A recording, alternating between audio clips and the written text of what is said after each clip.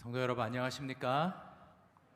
네, 오늘 성령의 시대를 살라, 성령의 시대를 살라라는 제목으로 우리 세 번째 시간 시작하도록 하겠습니다.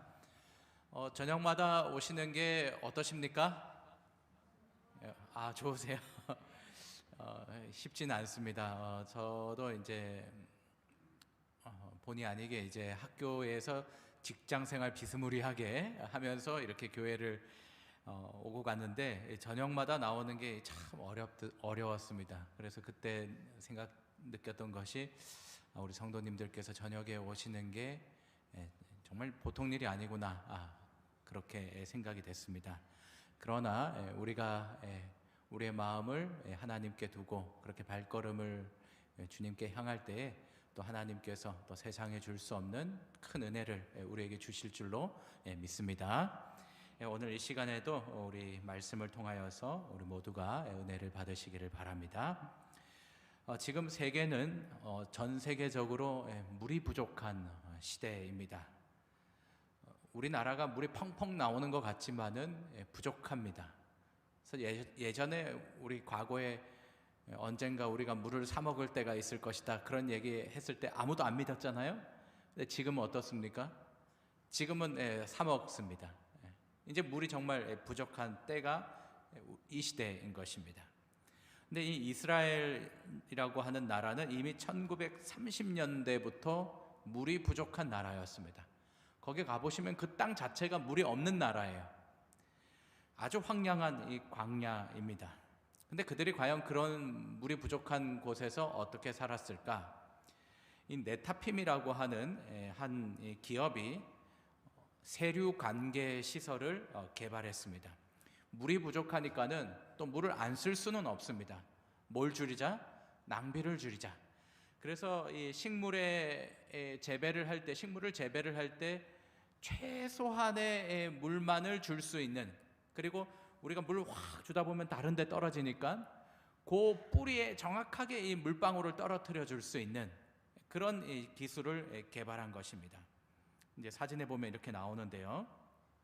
호수를 길게 연결해 가지고 방울방울 그 물 있는 곳에 떨어지는 겁니다. 여러분, 이렇게 방울방울 물이 떨어지면 이 식물이 자랄까요? 못 자랄까요? 못 자랄 것 같은데 이게 잘 자라는 것입니다. 그래서 이것이 아주 적은 양의 물이지만은 그 식물에게는 생명수가 되어서 황무지가 탔던 그 땅이 아주 이 알곡을 만드는 그런 이 풍성한 땅으로 변화되었습니다. 한 방울의 물이라도 그 물이 떨어지면은 생명을 주는 것입니다. 오늘 요한복음 7장 37절에서 이 39절에 이렇게 말합니다. 누구든지 목마르거든 내게로 와서 마시라. 나를 믿는 자는 성경의 이름과 같이 그 배에서 생수의 강이 흘러나오리라 하시니 이는 그를 믿는 자들이 받을 성령을 가리켜 말씀하신 것이라. 누구든지 목마르거든 와서 마시라 말씀하셨습니다. 근데 아주 적은 양이 아니라 아주 풍성하게 우리에게 주실 것이다 약속하셨습니다. 이것이 무엇을 말하는 것이라고요? 성령을 약속하신 것입니다. 오늘 우리가 살고 있는 이 시대는 성령의 시대입니다. 왜 성령의 시대인지, 과연 나는 이 성령의 시대를 살아가고 있는지 이 시간에 한번 살펴보도록 하겠습니다. 구약 시대에 보면은 성령을 경험한 인물들이 아주 많이 나옵니다. 그 중에 이 한 사람이 기드온입니다. 여호와의 영이 성령이죠. 기드온에게 임하시니. 이때가 어떤 장면일까요? 우리 기드온 하면은 이 300명의 군사를 떠올리는데 그 전부터 이미 기드온에게 이 성령이 강하게 역사하셨습니다. 이때가 언제일까요? 기드온이 뭐 했을 때요? 자기 집 안에 있는 우상을 허물었을 때 성령께서 임하였습니다. 그래서 이 기드온의 모습을 보면은 오늘 우리 안에 있는 여러 우상들이 있습니다. 어떤 사람은 물질일 수도 있고, 또 어떤 사람은 명예일 수도 있고, 건강이 될 수도 있고, 심지어는 자녀가 될 수도 있습니다. 하나님보다 더 우리가 귀하게 생각하고 사랑하는 그 우상들을 과감하게 뭐 할 때요? 버릴 수 있을 때, 무너뜨릴 때 그때 성령께서 충만히 임하십니다. 오늘 우리의 삶 속에 있는 여러 우상들 다 청산하고 성령 충만하시기를 바랍니다. 또 우리 성경에 보니까 구약시대에 사울도 역시 성령을 받았습니다. 사무엘상 10장 6절에 내게는 여호와의 영이 크게 임하리니 너도 그들과 함께 예언을 하고 변하여 새 사람이 되리라. 성령을 받았어요. 근데 얼마 후에 여호와의 영이 성령이 사울에게서 떠나고 여호와께서 부리시는 악령이 그를 번뇌하게 한지라. 성령이 떠나가니까는 뭐가 들어왔어요? 악령이 들어왔습니다. 그래서 성령도 없고 악령도 없고 사람은 그렇지가 않아요. 선이 부재하면 악이 되고 성령이 부재하면 악한 영의 지배를 받는 것이 이 세상의 원칙입니다. 사울에게 성령이 떠났을 때 악한 영이 들어왔습니다. 오늘 우리의 삶이 성령의 지배 아래 있지 않으면 우리는 악한 영의 영향 아래 있게 됩니다. 그래서 우리가 하나님 잘 믿는 것 같다가도 때로는 뭐 하는 거예요? 실수도 하고 잘못도 하는 것입니다. 또 이스라엘 백성들이 성령에 충만하기도 했다가 또 성령을 떠나기도 했다가 그랬습니다. 그 모습을 가리켜서 이사야서에는 이렇게 말합니다. 그들이 반역하여 주의 성령을 근심하게 했다 그랬습니다. 성령을 근심하게 했더니 그들의 삶 속에서 나타난 모습이 그가 돌이켜 그들의 대적이 되었다 그랬습니다. 성령을 근심하게 했더니 누가요? 성령이 이스라엘의 대적이 됐습니다. 너 날 근심하게 했어? 근심하다라는 말이 슬프게 하다 그런 뜻입니다. 성령께서 너 나 슬프게 했어? 그러면서 너 가만 안 둬 하고 대적이 되셨다 그 말입니까? 그 말이 아니에요. 이스라엘이 성령으로 충만했을 때에는 열방을 떨게 했지만은 성령을 근심하게 했더니 이상한 현상이 나타났습니다.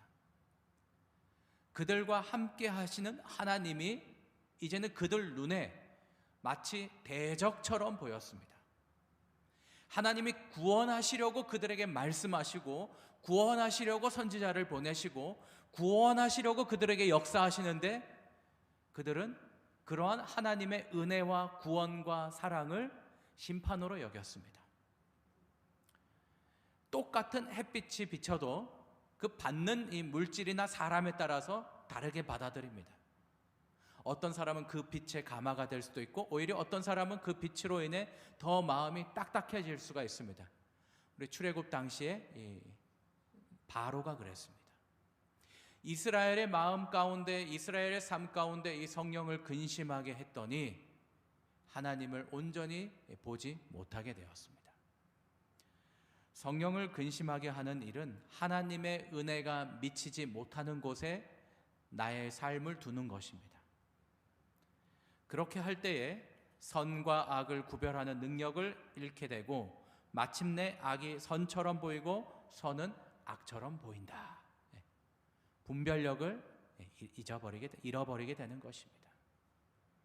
이처럼 이 구약 시대에도 성령께서 아주 이 강력하게 엘리야도 있고 엘리사도 있고 많은 각 시대마다 각 사람마다 성령께서 임하였습니다. 우리 신약 성경에 보면은 신약 시대 역시 성령께서 임하셨습니다. 가장 이 대표적인 인물이 예수님이십니다.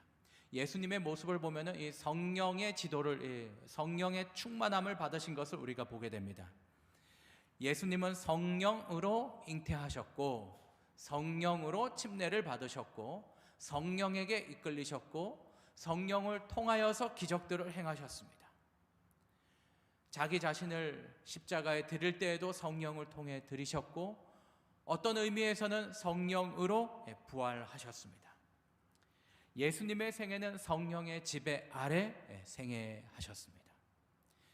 이런 이 예수님의 이 생애 속에 함께 하신 이 성령의 은혜를 가만히 보면은 성령의 특징 중에 하나를 보게 되는데 우리가 이 성령의 지배를 받으면은 성령께서는 마음을 가라앉히고 침착하게 만드신다라는 것을 분명히 보게 됩니다.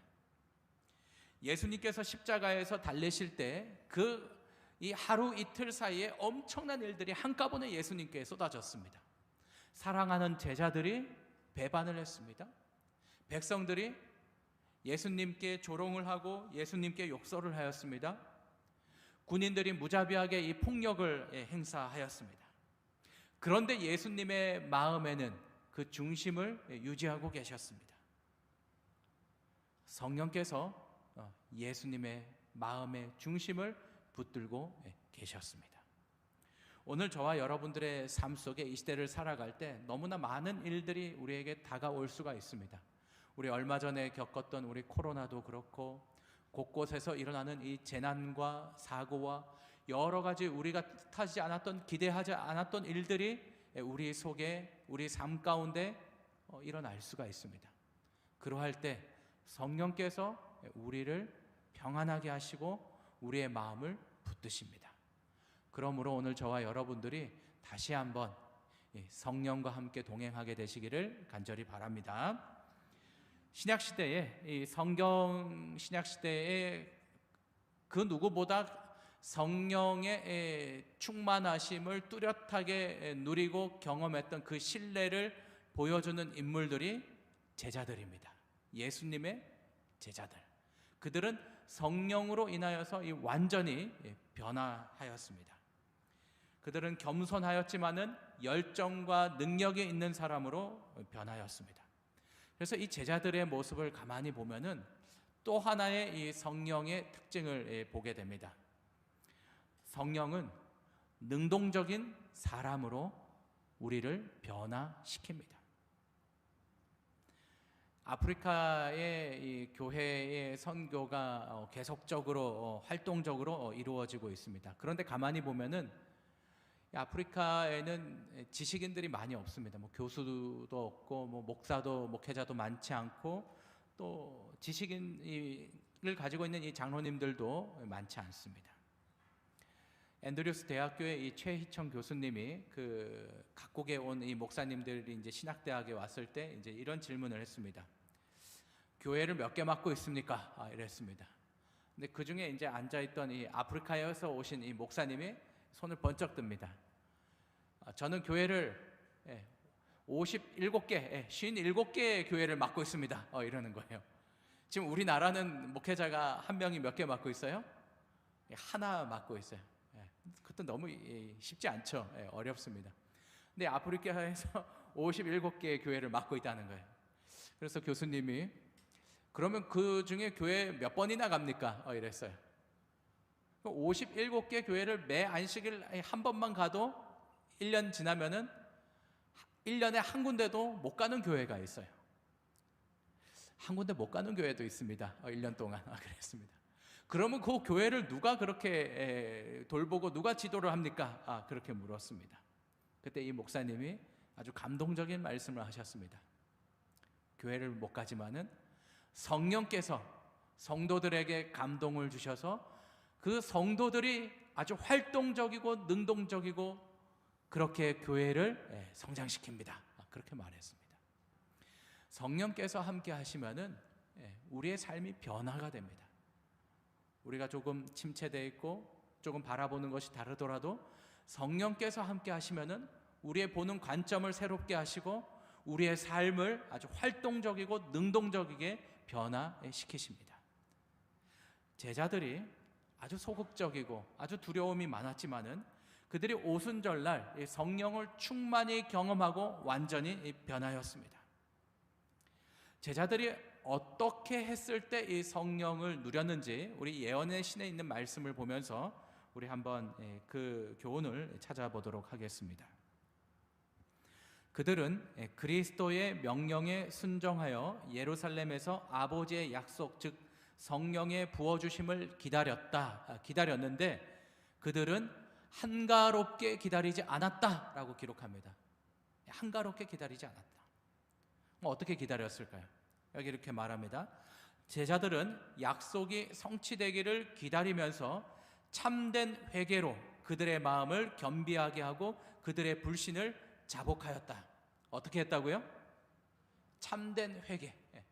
그냥 기다린 것이 아니라 회개하였습니다. 또 말합니다. 그들은 그리스도께서 하신 말씀을 뭐 했다고요? 상기하였다 그랬습니다. 상기하였다고요. 떠올렸습니다. 그 의미를 깨달았을 때 전에는 몰랐던, 기억에서 사라졌던 하나님의 말씀이 다시 떠올랐고 서로에게 되풀이했습니다. 아, 내가 구주를 오해했구나. 그렇게 자책했습니다. 그들은 그분의 이 순결하고 거룩한 생애를 명상했습니다.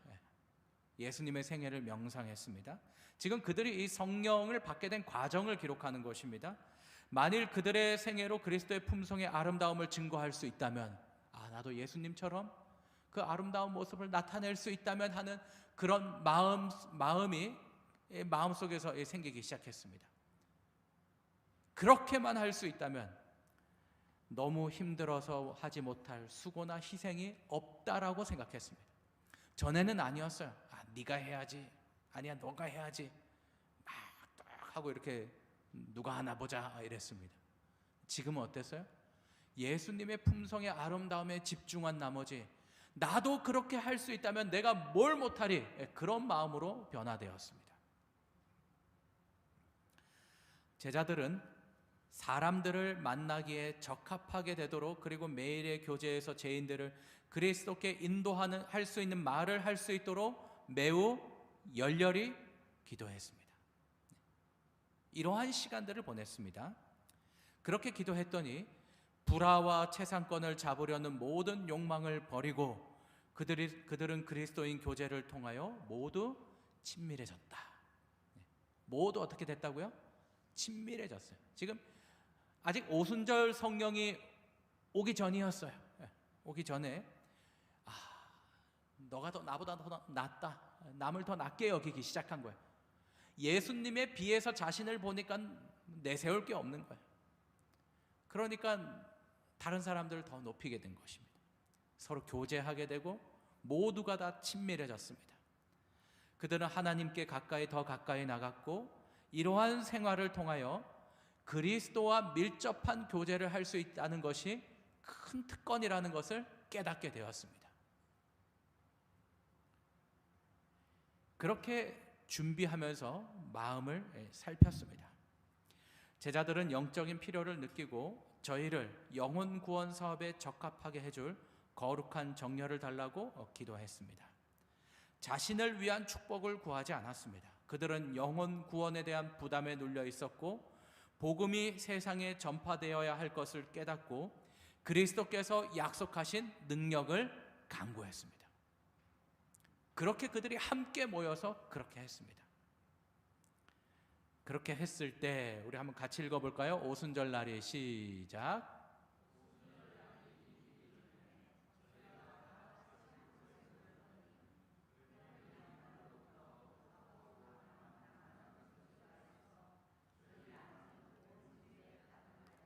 그렇게 했을 때 성령이 임하였습니다. 이 말씀을 좀 정리해 보면은 그들이 후회했습니다. 내가 이렇게 살아왔던 게 잘못됐구나. 그렇게 서로 용납하다 보니까 회개하게 되었고, 그렇게 회개를 하게 되니 연합하게 됐습니다. 연합을 하다 보니까는 우리가 이대로 있을 것이 아니라 우리 예수님을 위하여, 복음을 위하여서 뭔가를 좀 해보자, 가르치고 전하는 일을 좀 해보자, 전도의 사명이 그들에게 생겼습니다. 근데 전도를 하려고 하니까 능력이 있어요, 없어요? 능력이 없어요. 그래서 능력을 위하여서 기도를 하기 시작했습니다. 전도는 사람의 기술로 하는 것이 아닙니다. 하나님의 능력으로 하는 것입니다. 그래서 그들이 기도하기 시작했습니다. 주님, 저희들은 능력이 없습니다. 저희들에게 성령을 주십시오. 약속하신 영을 부어주십시오. 날마다 간절히 성령을 구했을 때 성령이 임하였습니다. 이 놀라운 일이 알파시티 교회에 임하게 되기를 간절히 바랍니다. 그때 다락방에서 이런 일들이 일어났습니다. 죄된 생각으로 가득했던 제자들이 참된 회개를 하게 되었고, 미움과 불안은 사랑과 화목으로 변하였습니다. 자만과 교만은 겸손과 섬김이 되었고, 오합지졸 제자들이 단결 연합하게 되었습니다. 세상 출세에 목도하던 그들이 복음 전도 사명으로 불탔습니다. 배신하고 비겁했던 그들이 목숨을 내려놓고 예수께 충성하는 사람으로 변하였습니다. 재물을 사랑하던 그들의 마음 가운데 희생정신이 가득하였고, 인간의 욕망이 기도와 성령으로 불타기 시작했습니다. 어떤 일이 일어났습니까? 오순절 성령이 임하였습니다. 복음이 급속하게 확산되었습니다. 사람들의 마음이 열렸습니다. 교회에는 회심한 이들로 가득 찼고 이런 양들이 돌아왔습니다. 가장 혹독하게 반대했던 이들조차 교회 안으로 들어오기 시작했습니다. 위협이나 협박이 무력해졌고, 모든 그리스도인의 삶에서 예수님의 품성이 재현되기 시작했습니다. 여러분, 이러한 놀라운 성령의 은혜가 우리에게도 동일하게 일어날까요? 오늘 이 영감의 글에는 이렇게 말합니다. 주께서는 부모가 자식에게 좋은 선물을 주기를 원하는 것보다 당신을 섬기는 자들에게 성령을 주시기를 더 원하고 계신다. 보혜사 성령은 제자들의 것이었음과 같이 오늘 우리들의 것이다. 그래서 이러한 이 성령이 부어지면은 이제 우리 시대에는 놀라운 일이 일어나게 될 것입니다. 복음이 급속하게 전해질 것입니다. 특히 안식일 복음과 예수께서 오시다는 재림 기별이 온 세상에 전해질 것입니다. 남은 무리들이 성령의 능력으로 복음을 담대하게 전할 것이고, 하나님의 계명과 인간 계명 사이에 갈등하던 이들이 진리를 받아들이는 일들이 막 곳곳에서 일어날 것입니다. 마지막 환난은 더 극렬하게 올 것이지만은 핍박을 견디게 될 것이고, 교회 안에 알곡과 가라지가 있지만 이제 알곡과 가라지가 분리될 것입니다. 늦은 비 성령께서 우리 성도들을 온전히 서게 할 것입니다. 교회는 진리를 받아들인 이들로 가득 차게 될 것이고, 남은 무리의 삶에서 예수님의 품성이 재현될 것입니다. 그래서 우리가 역사적인 이 지구 역사적인 시간으로 볼 때에 오순절날 제자들이 경험했던 그 성령의 충만함을 이른비 성령이라고 합니다. 그리고 똑같이 지구 역사적인 이 시간대에서 볼 때, 역사적으로 볼 때 마지막 때 이러한 일들이 일어나는 이 성령의 능력을 늦은 비 성령이라고 합니다. 이른 비, 늦은 비. 왜 비라고 표현했을까요? 비. 이른 비, 늦은 비. 제가 이 퀴즈를 하나 좀 내도록 하겠습니다. 여기 이제 비둘기, 불, 바람, 비. 이거 다 뭘 말할까요? 성령을 말하겠죠. 왜 이들이 성령을 상징할까요? 정확한 설명은 이 성경에 나오지 않지만은 비둘기는 순결과 평화를 상징하고 거룩한 제물로 드려지는 것입니다. 불은 어떻습니까? 뜨겁게 하고 태우고 확산되고 밝히는 성질을 가지고 있습니다. 그래서 엠마오 가는 두 제자들이 마음이 어떻게 됐다고요? 마음이 뜨거워지는 것입니다. 우리가 이 기도하다가 말씀을 보다가 갑자기 마음이 어떻게 되는 거예요? 뜨거워지는 거예요. 성령이 임하시는 것입니다. 근데 이것이 또 옆으로 또 전염이 돼요. 그래서 성경에 보면은 이 복음이 전염된다 이런 말이 있습니다. 전염되는 것입니다. 바람은 보이지 않지만은 분명히 바람이 있다라고 하는 그 영향을 분명히 알게 됩니다. 그리고 멀리까지 퍼뜨려 나가는 것입니다. 다 이 성령의 역할을 합니다. 비는 어떤 특징을 가지고 있습니까? 비는 위에서 아래로 내려오고, 비가 내리면은 물이 떨어지면은 생명에 분명한 변화를 가지고 옵니다.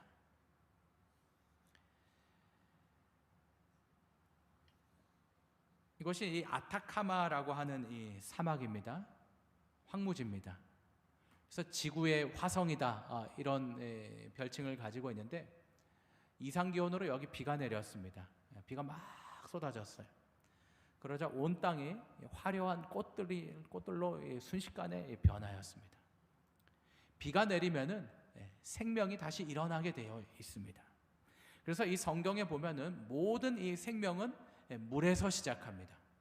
우리 천지 창조를 할 때에도 태초에 하나님이 창조하시는데 하나님의 성령이 어디에 임하신다고요? 수면 위에 운행하신다 그랬습니다. 그리고 셋째 날에 그 땅이 어디에서 이렇게 쫙 나왔어요? 땅이 물에서 이렇게 올라왔어요. 이 물 속에서 창조가 되었습니다. 노아 홍수 당시에도 마찬가지입니다. 이 세상이 죄악으로 가득했다가 물에 잠겼습니다. 그리고 완전히 물에 잠겼다가 다시 물이 사라지면서 이 지구가 다시 태어나게 되었습니다. 상징적으로 보자면 이 지구가 다시 침례를 받고 거듭난 것입니다. 이스라엘 역시 홍해를 그들이 건널 때에 집단적으로 성경에 보면 그들이 뭐 했다고 나와요? 침례받았다 나옵니다. 광야에서 그들이 걸어갈 때 구름 기둥이 그들을 인도하였습니다. 구름과 이 바다 모두 이 물을 말합니다. 그들이 그 속에서 다시 가나안 땅으로, 약속의 땅으로 가는 하나님의 새로운 백성으로 거듭났습니다. 사람이 출생할 때에도 물에서 태어납니다. 그리고 사람이 다시 태어나는 것도 어디서 태어나요? 다시 태어나는 것도 물에서 태어납니다. 그래서 물은 생명을 말합니다. 물이 떨어지면은 생명이 다시 살게 되는 것입니다. 아무리 메마르고 갈라진 땅도 새로워집니다. 그래서 성령께서 우리에게 오시면은 내 마음이 아무리 갈라져 있어도, 아무리 메말라 있어도 성령이 오시면은 그 사람은 변화되는 것입니다. 그래서 성도 여러분, 우리의 마음 가운데 성령께서 오시고 싶어 하십니다. 마음의 문을 활짝 여시기를 바랍니다. 이스라엘 땅은 광야의 땅입니다. 이 메마른 땅입니다. 빈들이에요. 빈들. 아무것도 없는 그런 곳입니다. 그런데 이러한 땅에도 비가 내리면은 이제 이 생명이 이제 자라게 되는데, 이스라엘의 기후를 좀 보도록 하겠습니다. 이스라엘은 5월부터 10월까지 건기라고 합니다. 아주 바짝 마른 그런 곳이에요. 이때는 비가 오지 않습니다. 뜨겁죠. 뭐 물은 없죠. 그러니까는 뭐 아주 황무지가 됩니다. 그런데 11월부터 이제 한 3월까지 비가 내리기 시작합니다. 이때를 우기라고 합니다. 우기. 이스라엘의 우기가 되면은 이 세 번에 나눠서 이렇게 비가 오는데, 이른비, 겨울비, 늦은비라고 합니다. 이른비는 10월과 11월 사이에 이렇게 비가 내립니다. 아주 조금 내립니다. 그런데 이 비가 너무나 중요합니다. 5월부터 10월까지 6개월 동안 바짝 마른 이 땅이, 딱딱한 땅이 그 잠깐 내리는 그 비로 말미암아 어떻게 되는 거예요? 부드럽게 되는 거예요. 그러니까 농부들이 그 땅을 이렇게 막 일구어낼 수가 있습니다. 땅이 부드러워야지 거기다 뭘 심을 수 있어요? 씨앗을 심는 거예요. 근데 땅이 딱딱하면은 이게 씨앗이 어떻게 심어도 뿌리를 내릴 수가 없습니다. 그래서 이른비가 너무나 중요합니다. 이른비가 내려야지 이제 땅이 이제 씨앗을 받아들이고 씨앗이 뿌리를 내릴 수 있는 그 토질로 바뀌는 것입니다. 그러다가 이제 12월부터 3월까지 중간중간마다 이 겨울비, 이걸 겨울비라고 합니다. 비가 내립니다. 이 1년, 이스라엘 1년 이 강우량 중에 거의 대부분이 이때 비가 내립니다. 그래서 이제 곡식들이 이제 막 자라는데, 이제 추수할 때가 되면은, 이스라엘은 이제 미리 주식이거든요. 그래서 이제 겨울철에 이제 심었다가 봄에 이렇게 추수를 합니다. 이제 추수할 때가 되면은 3월과 4월 사이에 이제 마지막 때 내리는 비가 있는데, 그 비를 늦은 비라고 하기도 하고 이 봄비라고 하기도 합니다. 이때 비가 내려야지만이 곡식이 영그러지고 이제 추수할 만한 곡식이 되는 것입니다. 마침내 결실을 맺게 하는 비가 늦은 비인 것입니다. 그래서 이스라엘 사람들은 이것을 단비라고 하기도 합니다. 늦은 비, 봄비, 단비. 이처럼 이스라엘 사람들이 잘 알고 있었습니다. 이른 비, 늦은 비 하면 이 비가 어떤 비인지 잘 알고 있었어요. 그들의 땅에 작용하는 이 비를 가리켜서 성경에는 복음 사역과 연관시켰습니다. 이른 비의 사역, 늦은 비의 사역, 이것을 통하여서 복음 사역이 맞춰지고 예수께서 다시 오심을 말하고 있습니다. 이른 비와 늦은 비의 상징을 통하여 히브리 선지자들은 특별한 방법으로 하나님의 교회 위에 부어질 영적인 은혜를 예언하였다. 사도시대에 성령을 부어주심은 이른 비 혹은 먼저 비의 시작이었고 그 결과는 영광스러웠다. 종말에도 성령의 임재가 참 교회와 함께 할 것이다. 그래서 지구 역사의 시간 속에서 볼 때에는 이른 비는 오순절날 내린 이 성령입니다. 그리고 늦은 비는 마지막 때 부어질 이 성령입니다. 이른 비를 통하여서 예수님께서 씨를 뿌렸고 그 결과로 이 성령 충만한 제자들이 추수를 했습니다. 그래서 초대교회가 탄생하게 됐습니다.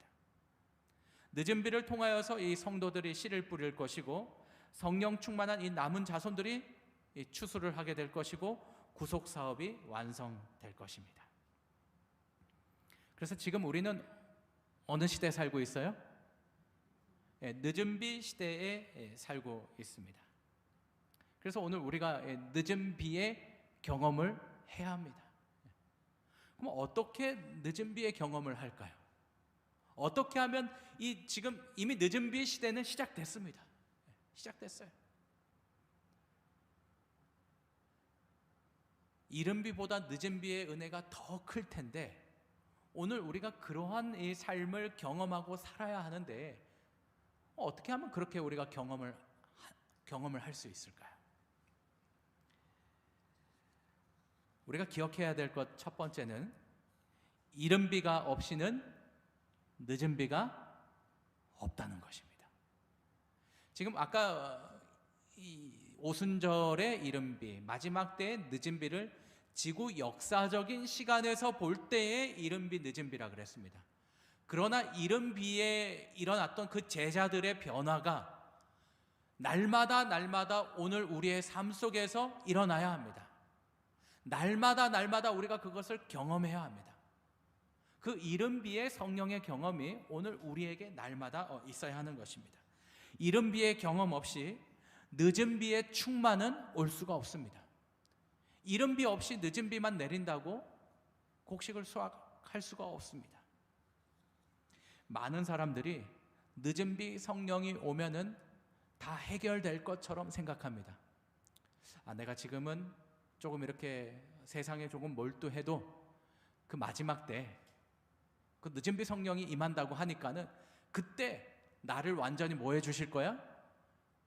나를 완전히 변화시켜 주실 거야. 내가 예수님을 사랑하게 할 것이고 내가 하늘만을 바라보게 할 것이고 그렇게 착각을 합니다. 그렇지 않다는 것입니다. 지금 내 삶이 이른 비의 경험으로 날마다 이루어지지 않으면은 늦은 비 성령의 시대가 됐음에도 불구하고 나는 그것과 전혀 상관없이 그냥 그렇게 늦은 비가 온 줄도 모른 채 그렇게 살아갈 수가 있습니다. 여기 영감의 글에 이렇게 말합니다. 이 땅의 농작물을 익히는 늦은 비는 교회로 하여금 인자의 오심을 위해 예비되도록 하는 영적인 은혜를 대표한다. 그러나 이른 비가 내리지 않는다면 생명이라고는 전혀 있을 수 없을 것이다. 푸른 색깔의 싹이 솟아나오지 않을 것이다. 이른 비 소나기가 제 일을 하지 않는다면 늦은 비는 그 어떤 씨앗도 완성시켜 줄 수가 없다는 것입니다. 저희 교회에 이제 화단이 있습니다. 제가 예전에 씨를 심었어요. 우리 교회 화단에 씨를 심었는데 지금 이 두 개 화단 똑같이 씨를 심었어요. 똑같은 날짜에 사진을 찍은 것입니다. 제 이상했습니다.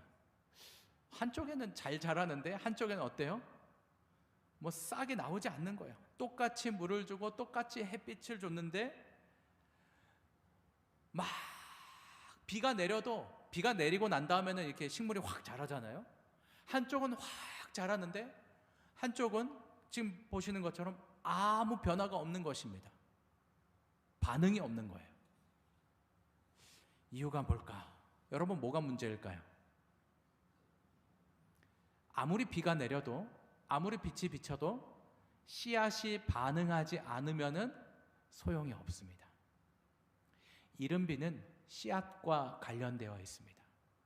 이른비가 내릴 때 그 밭이 갈려지고 그 씨앗이 뿌리를 잘 이렇게 내릴 수 있도록 이른비가 그런 역할을 하는 것입니다. 이른비의 역사가 먼저 이루어지지 않으면 늦은 비가 아무리 쏟아져도 반응이 없는 것입니다. 오늘 저와 여러분들의 이 마음밭은 기본적으로 이 죄된 마음밭을 가지고 있습니다. 그래서 날마다 우리의 마음밭을 우리가 갈고 다시 한번 하나님의 말씀으로 우리를 점검해보고 그렇게 해야 됩니다. 그러한 이 이른비의 이 성령의 사역이 우리의 삶 속에 오늘도, 어제도, 내일도 날마다 이루어져야 합니다. 그러한 것이 없이 늦은 비가 내리면 다 될 거야, 그렇지 않다는 것입니다. 그렇게 날마다 한 걸음 한 걸음 예수님을 바라보면서 살 때에 역사적인 시간에 늦은 비 성령이 내리면은 오늘 우리도 그런 경험을 한다는 것입니다. 아니 이미 어떤 지역, 어떤 사람에 따라서 늦은 비의 시대를 살아가고 있는 이들이 있습니다. 많은 사람들은 이른 비를 받는 일에 엄청나게 크게 실패했다. 그들은 늦은 비에 의하여 부족함이 채워질 것으로 기대한다. 초대교회의 제자들이 오순절에 성령의 부어주심을 위해 준비된 것은 고백과 제에서 떠나는 일, 기도와 하나님께 자기 자신을 헌신하는 일을 통해서였다. 동일한 일이 더욱 크게 현재 이루어져야 한다는 것입니다. 지금 이루어져야 합니다. 우리가 실제적인 그리스도인 덕성을 구현하는 일에 날마다 전진하지 않는다면 우리는 늦은 비 때에 성령의 나타나심을 인식하지 못할 것이다. 여러분, 우리 교제를 보면은 이미 지금 우리 시대는 늦은 비 시대입니다. 우리가 날마다 초대교회에 있었던 그 제자들의 모습이 이루어지지 않는다면은 이 늦은 비의 시간은 그냥 나와는 상관없는 지나가 버리는 시간이 될 것입니다. 그러므로 성도 여러분, 우리가 날마다 끊임없이 이 하나님의 은혜를 구하게 되시기를 간절히 바랍니다. 끊임없이 새로운 은혜를 공급받는 사람만이 매일의 필요에 알맞는 권능과 그 권능을 사용할 능력을 받을 것이다. 어떤 미래를 고대하는 것이 아니라 자신들을 날마다 하나님께 복종시킴으로 그분이 그들을 그분의 사용 목적에 적합한 도구로 만드시게 할 것이다. 그래서 우리가 날마다 하나님의 은혜를 구해야 합니다. 비를 내리시는 분은 하나님이십니다. 오직 하나님의 은혜로 비가 내려지는 것입니다. 이스라엘 땅을 보면요, 이런 황무지입니다. 그런데 그 옆에 있는 이 애굽 땅을 보면요, 아주 그렇게 풍성하고 이 결실이 맺는 그런 비옥한 옥토입니다. 차이가 무엇일까요? 이집트에는 뭐가 흘러요? 나일강이 흘러요. 물이 있어요. 그래서 그들은 뭐 하늘을 바라볼 필요가 없어요. 그냥 거기서 있는 대로 쓰는 것입니다. 그러나 오직 이스라엘 사람들은 어디를 바라봐야 돼요? 하늘을 바라봐야 됩니다. 하늘에서 비가 내리지 않으면은 그들의 땅은 변화가 없습니다. 그래서 이 모세가 이렇게 기록합니다. 너희가 건너가서 차지할 땅은, 너희가 갈 땅은 옥토가 아니라는 거예요. 산과 골짜기가 있고 하늘에서 내리는 비를 흡수하는 땅이라고 합니다. 하늘에서 비가 내리지 않으면은 황무지입니다. 너희가 갈 땅이 그런 땅이야. 그렇게 말했습니다. 여러분, 그런 땅이 좋은 땅입니까? 나쁜 땅입니까? 우리가 날마다 기도해야 하는 삶이 있고 기도를 하지 않아도 되는 삶이 있습니다. 어떤 삶을 살고 싶으십니까? 내가 날마다 기도해야 되는 삶이 있어요. 그 삶이 좋으세요? 기도 그냥 조금만 해도 다 좋아요. 어떤 땅이 좋으세요? 어떤 삶이 좋으세요? 모세가 말하기를 너희가 갈 땅은 너희 날마다 뭐 해야 돼? 너희 날마다 기도해야 돼. 날마다 하늘 바라보고 하나님 막 비 내려주지 않으면 너희 못 살 거야 아마. 그게 약속의 땅입니다. 근데 모세가 그러한 땅을 가리켜서 이렇게 말합니다. 그 땅은 여호와께서 돌보아 주시는 땅이다 그럽니다. 여러분, 하나님이 돌보아 주시는 곳, 하나님이 돌보아 주시는 시간, 하나님이 돌보아 주시는 사람, 그 사람이 복받은 사람입니다. 다른 세상의 어떤 것으로 흔들리지 마시기를 바랍니다. 이러한 것들 다 흘러갈 것입니다. 그 땅이 좋은 땅입니다. 연초부터 연말까지 너의 하나님 여호와의 눈이 항상 있는 땅이라 그랬습니다. 여호와께서 너희 땅에 이른 비 늦은 비를 적당한 때에 내리시리니 너희가 곡식과 포도주와 기름을 얻을 것이요. 여러분, 오늘 우리가 이런 삶을 살아야 합니다. 그래, 오직 하나님의 은혜를 구해야 합니다. 근데 여기 조건이 있습니다. 조건이 있어요. 다음 절에 보니까 이렇게 말합니다. 내가 오늘 너희에게 명하는 내 명령을 너희가 만일 청종하고 너희의 하나님 여호와를 사랑하여 마음을 다하고 뜻을 다하여 섬기면 하나님의 말씀에 뭐 하고요? 순종하고 하나님을 뭐 하고요? 사랑하면 여호와께서 너희 땅에 이른 비 늦은 비를 내리실 것이야. 그렇게 말씀하셨습니다. 하나님 너무하시네. 뭐 꼭 조건을 충족해야지 그렇게 복을 주십니까? 그렇게 할 수 있습니다.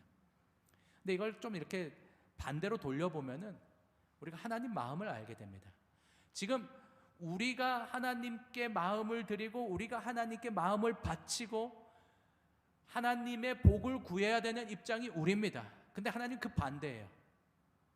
내가 너희에게 복을 주고 너희에게 은혜를 줄 테니 내 말에 좀 귀를 기울여주고 나를 좀 뭐 해달라는 거야? 나만 바라보고 나를 좀 사랑해달라는 겁니다. 이게 하나님이십니다.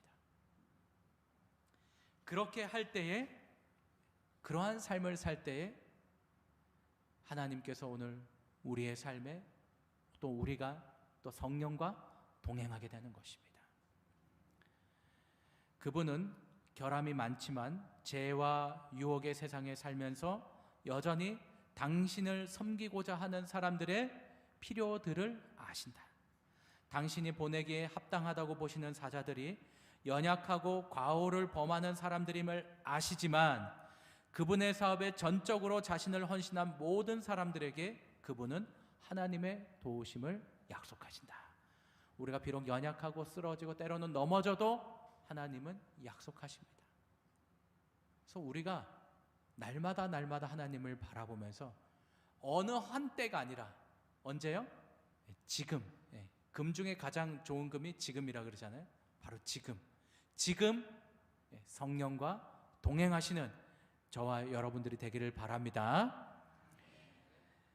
2차 세계대전 당시에 히틀러가 독일에서 엄청난 인기가 있었습니다. 그가 뭐 폭력과 억압으로 그 사람들의 마음을 잡은 것이 아니라 엄청난 인기와 환호를 받았습니다. 심지어 교회에서도 이렇게 말했습니다. 하나님께서 우리를 구원하시기 위해 히틀러를 보내셨다. 그렇게 교회에서 했습니다. 여러분, 이 신학 중에 아주 신학의 중심지가 독일 신학이잖아요. 근데 그 독일 교회에서 하나님께서 히틀러를 보내셔서 우리를 마치 메시아처럼 우리에게 보낸 선지자다 이렇게 말했습니다. 나치는 이러한 기독교를 적극적으로 그렇게 높였고 히틀러는 국민들의 절대적인 인기에 힘입어 독일의 총통이 되었습니다. 정말 캄캄하고 암흑 같은 그런 시대였습니다. 그러한 때에 한 라디오 방송국에 39세의 젊은 목회자가 등장합니다. 모두가 다 침묵하고 모두가 다 입을 닫았을 때 이 젊은 목회자가 성령의 능력으로 담대하게 외칩니다.